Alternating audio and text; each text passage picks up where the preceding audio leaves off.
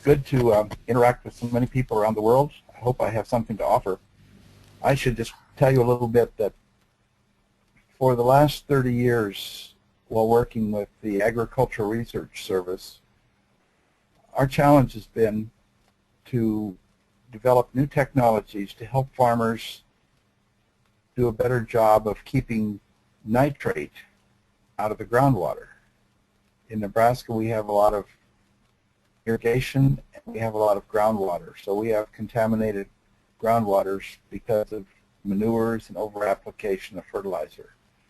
So our challenge then has been to develop new technologies to help farmers minimize the amount of over-application of nitrogen.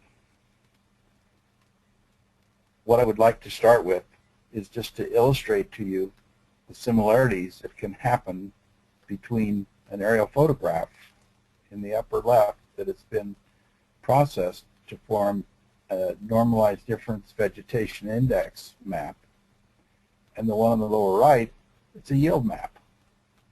This comes from Argentina, and it's a sunflower field. But nonetheless, what we have in common, they're the same field, they show the same patterns. Maybe with different levels of resolution, but nonetheless, this is a concept that we're trying to build upon. We'd like to start by saying that whatever we do with these images, it's really just a proxy that should simulate and mimic a yield map. So the hypothesis is that the patterns that we would see in the imagery during the growing season should prevail until harvest, at least to some degree. What this does, it will let us then, at harvest time, redistribute that grain back over the landscape, proportionate to the vigor of the crop at each one of the pixels or locations in the field. Farmers can do that. Then they can start to use this imagery to go in and ground truth or to scout various parts of the field to identify and anticipate why the yields were different and plan for a future about what they might do to correct that difference. We want to point out that these proxy yield maps we come up with, they are not absolute.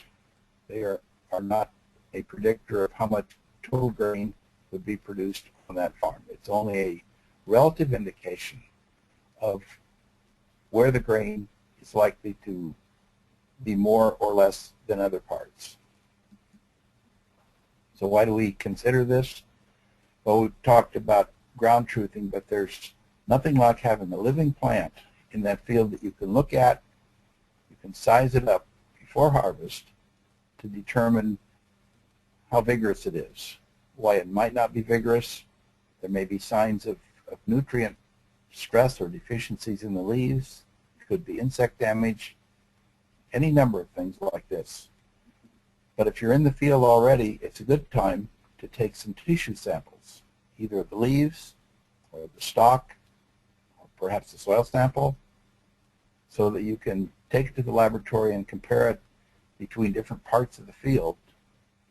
And this will help you start to understand the possibility for deficiencies as well as nutrient balance.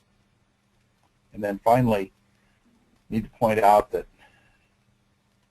the resolution that you're likely to get from imagery is much better than what you're going to get from combine because of the averaging and the traveling of the speed and the mechanics of moving that grain through the combine.